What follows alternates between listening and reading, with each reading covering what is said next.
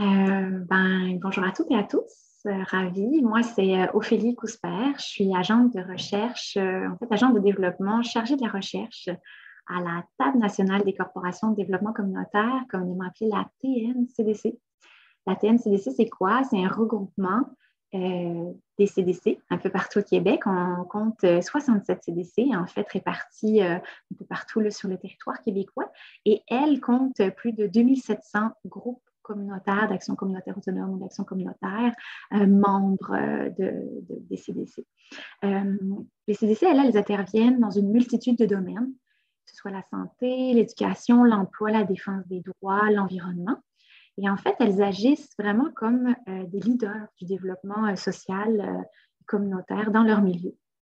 Donc, en fait, concrètement, ce qu'elles font, c'est offrir des services directs aux organismes communautaires sur leur territoire. Leur membership, il est composé en fait d'organismes multisectoriels sur une base territoriale et cette territorialité, elle peut avoir différentes facettes, qu'on soit à Montréal, ça peut être un quartier, ça peut être une région, par exemple pour les îles de la Madeleine, et puis ça peut être aussi un territoire de MRC, par exemple, dans d'autres territoires. Donc, c'est ça, elles offrent des services directs, que ce soit de la formation, de l'information. Et en fait, leur rôle, les CDC, c'est de faire en sorte que l'action communautaire participe au développement socio-économique de leur territoire. Et en ce sens-là, les CDC, elles portent aussi des projets collectifs concertés à vocation sociale, en partenariat évidemment avec les groupes communautaires dont on vient de parler, mais aussi avec les citoyens, avec les municipalités, les gouvernements. L'idée, en fait, pour elles, c'est qu'elles sont un peu la pierre angulaire pour coordonner, faire arrimer tous ces acteurs-là, pour permettre de développer une vision commune, partager en fait des enjeux de territoire et se mettre en action pour répondre à ces enjeux-là.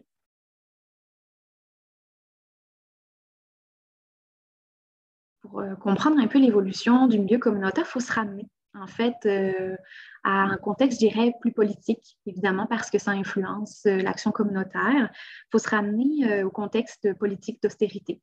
Par exemple, dans les années 2014-2015, là, on vient vraiment fragiliser, je dirais, le filet social en général.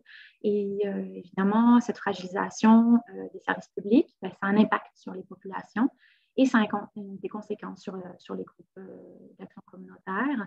Je dirais un chancellement des structures de concertation aussi au niveau régional, territorial. On a juste à penser à l'abolition des conseils régionaux des élus, les CRE.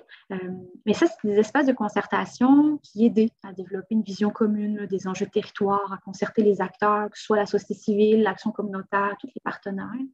Et que ça aussi, ça a chamboulé l'action communautaire parce qu'ils ont dû restructurer des nouveaux espaces de concertation, de dialogue. Et là, je dirais que le rôle des CDC est venu être reconnu et accentué. D'ailleurs, depuis 10 ans, là, on voit quand même dans notre réseau le développement de CDC là, un peu partout dans les territoires.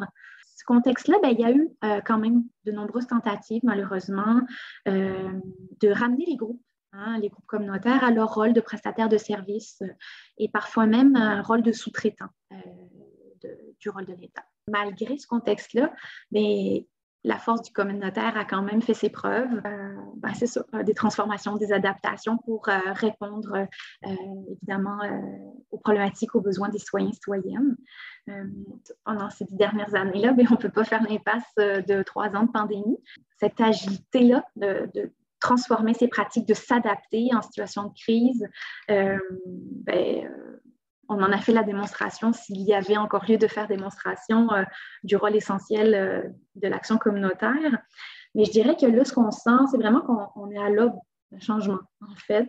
Je dirais qu'il y a eu tout un travail depuis les dernières années aussi, des regroupements au niveau national, d'abord de représentation, pour faire comprendre la réalité, les besoins des groupes communautaires aux interlocuteurs ministériels notamment, des besoins de rehaussement de financement à la mission de façon récurrente.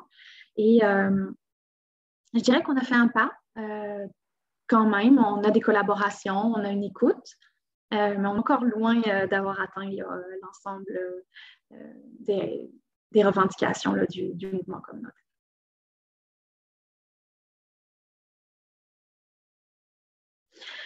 On sent dans l'action communautaire, je dirais, une fatigue généralisée des équipes.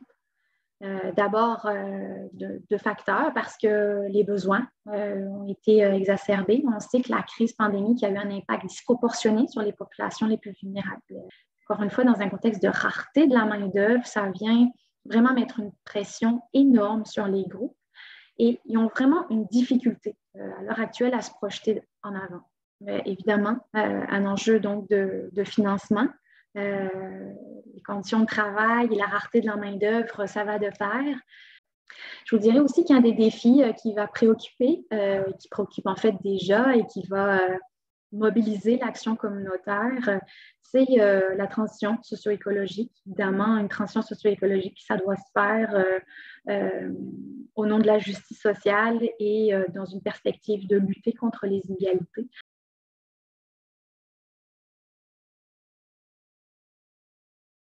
Les groupes communautaires, c'est des acteurs et des actrices de changement.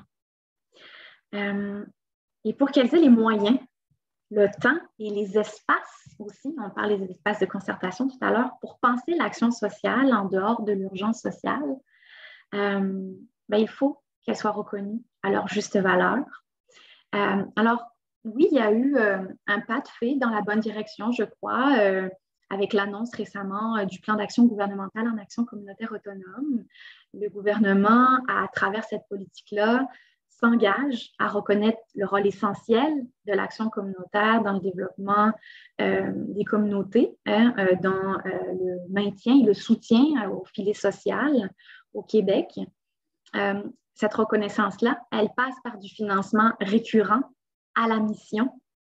Alors, c'est ça, comme je vous dis, il y a eu un pas de fait. On a eu des gains qui sont loin d'être à la hauteur des demandes. Par exemple, du mouvement Engagez-vous, qui demandait près de 460 millions de dollars là, pour venir soutenir à la hauteur des besoins les groupes communautaires. D'ici 5 ans, on devrait avoir atteint la moitié de cette demande-là au travers du plan d'action gouvernemental. Mais somme toute, c'est un pas en avant. Donc, on va suivre attentivement, évidemment, le développement, le dévoilement de ce plan d'action communautaire, de ce plan d'action gouvernemental. Mais ce que ça veut dire, c'est qu'effectivement, on reconnaît le rôle de transformation sociale des organismes communautaires. On reconnaît aussi leur autonomie, leur capacité d'agir. C'est un gain en soi pour nous qu'il faut reconnaître et qu'on va défendre et qu'on continuera à défendre, évidemment, encore longtemps.